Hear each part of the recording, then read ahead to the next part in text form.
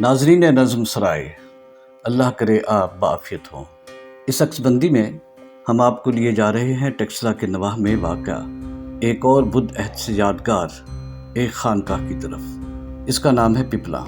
جیسا کہ نام سے ظاہر ہے کہ اس جگہ زمانہ قدیم میں پیپل کے درختوں کی بہتات تھی۔ پیپل کے درختوں کی وجہ سے ہی اس جگہ کا نام پپلا مشہور ہو گیا۔ یہ خانقاہ اسی سڑک پر واقع ہے جس پر عہد پارینہ کی قدیم اور عظیم درسگاہ جولیاں واقع ہے۔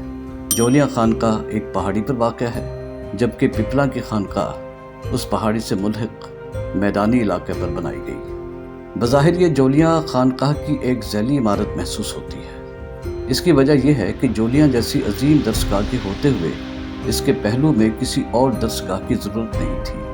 شاید یہ ان بھکشوؤں کی اقامت گاہ رہی ہو جو جولیاں میں تعلیم حاصل کرتے تھے۔ طالب علموں کی تعداد زیادہ ہو جانے کی وجہ سے انہیں پپلا میں جگہ دے دی جاتی ہوگی۔ آئیے پپلا کی سیر کرتے ہیں۔ اگر آپ اسلام آباد سے آ رہے ہوں یا پشاور کی طرف سے، ٹیکسلا پہنچ کر خانپور جانے والی سڑک پر سفر اختیار کرنا پڑے گا۔ اس سڑک پر لگ بھگ 15 کلومیٹر کی دوری پر دائیں طرف ایک چھوٹی سی سڑک جولیاں خانقاہ کی طرف جاتی ہے۔ 1 کلومیٹر کی دوری پر اس چھوٹی سی سڑک سے دائیں جانب درختوں سے گھری ایک پتلی سی سڑک مڑتی ہے۔ یہی پتلی سی سڑک پپلا خانقاہ کی طرف جاتی ہے۔ یہاں سے پپلا خانقاہ چند سو میٹر کی دوری پر ہے۔ لیجئے اب ہم پپلا کی خانقاہ پر پہنچ گئے ہیں۔ بدھ عہد کی اس معروف خانقاہ کے آثار 1923 میں سر جان مارشل کی نگرانی میں ہونے والی کھدائیوں کے دوران ملے۔ ماہرین آثار قدیمہ کے مطابق اس کے 2 ادوار دریافت ہوئے۔ اس خانقاہ کا پہلا دور کشان عہد کا ہے۔ پرانی خانقاہ تباہ ہو گئی تھی۔ بعد ازاں اسی خانقاہ کے اوپر نئی خانقاہ تعمیر کی گئی۔ ٹیکسلا میں موجود دیگر بدھ عہد کی خانقاہوں کی طرح اس عمارت کے درمیان میں بھی پانی کا تالاب ہے۔ پانی کے تالاب میں کمل کے پھول کھلا کرتے تھے۔ تالاب کے ارد گرد کمرے تعمیر کیے گئے تھے اور کمروں کے آگے لکڑی کا برآمدہ ہوا کرتا تھا۔ لکڑی کا برآمدہ تو مرور زمانہ سے ختم ہو چکا۔ تالاب کے فالتو پانی کا نکاس پتھروں سے بنی ایک نالی سے کیا گیا تھا۔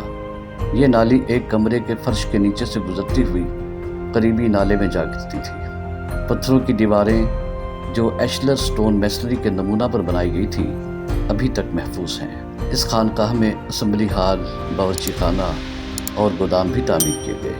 ایک چھوٹی سی کوٹھڑی میں منتی ستوپ بھی ملا جو یہیں پر موجود ہے۔ اس منتی ستوپ کی اونچائی 8 فٹ ہے اور محققین کے مطابق یہ ستوپ اس خانقاہ کے پہلے دور میں تعمیر کیا گیا تھا۔ ستوپ کو مہاتما بدھا کی مورتیوں اور پھول بوٹوں سے مزین کیا گیا تھا۔ ان مورتیوں میں سے اب 2 مورتیاں ہی سلامت بچی ہیں۔ خانقاہ کے باہر بھی منتی ستوپ موجود ہیں جو نامی گرامی بھکشوؤں کی یاد میں تعمیر کیے گئے ہوں گے۔ مرکزی ستوپ ان منتی ستوپوں کے درمیان تعمیر کیا گیا تھا۔ باورچی خانہ کے ساتھ زینہ اس بات کو ظاہر کرتا ہے کہ یہ خانقاہ بھی ٹیکسلا کی دیگر خانقاہوں کی طرح 2 منزلہ تھی۔ ناظرین، 5ویں صدی کے آخر میں یہ خانقاہ تباہ ہو گئی۔ ماہرین آثار قدیمہ کے مطابق اس کی تباہی کے اسباب میں معاشی بدحالی اور قدرتی آفات ہیں۔ تاہم حملہ آوروں کی یورش بھی اس خانقاہ کی تباہی کے اسباب میں سے ایک ہے۔ ناظرین، ٹیکسلا اور اس کے نواح میں موجود بدھ عہد کی خانقاہیں اس علاقے کے شاندار ماضی کی گواہ ہیں۔ جولیاں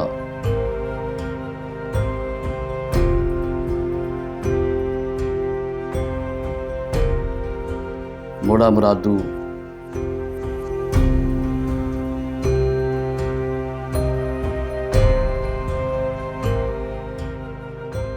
بھمالا،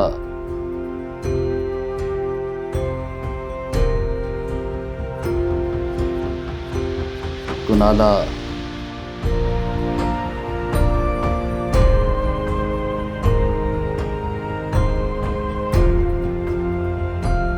اسٹوپا دھرما راجی کا،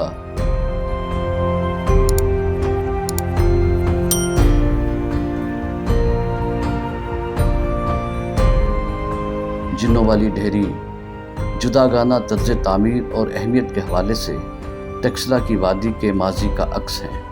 گندھارا کے خطے نے انسانی تاریخ کے کیسے کیسے ادوار دیکھے ہیں۔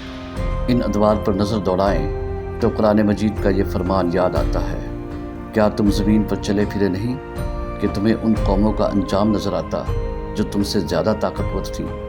ناظرین محترم، اس امید کے ساتھ اجازت چاہتے ہیں کہ ٹیکسلا میں قدیم واقعات سے متعلق یہ عکس بندی آپ کو پسند آئی ہوگی۔ پسندیدگی کا اظہار کر دیجیے۔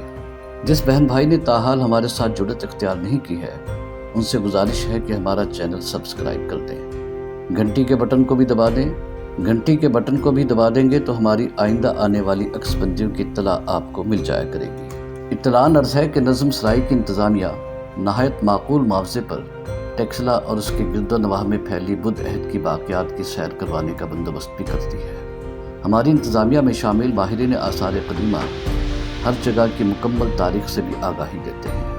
تاریخ سے دلچسپی رکھنے والے بہن بھائی اور تعلیمی اداروں کے سربراہان ہم سے ان نمبروں پر رابطہ کر سکتے ہیں: 0302 530 1041 0334 95 40 351 0336 01 65 020۔ اللہ آپ کا نگہبان ہو۔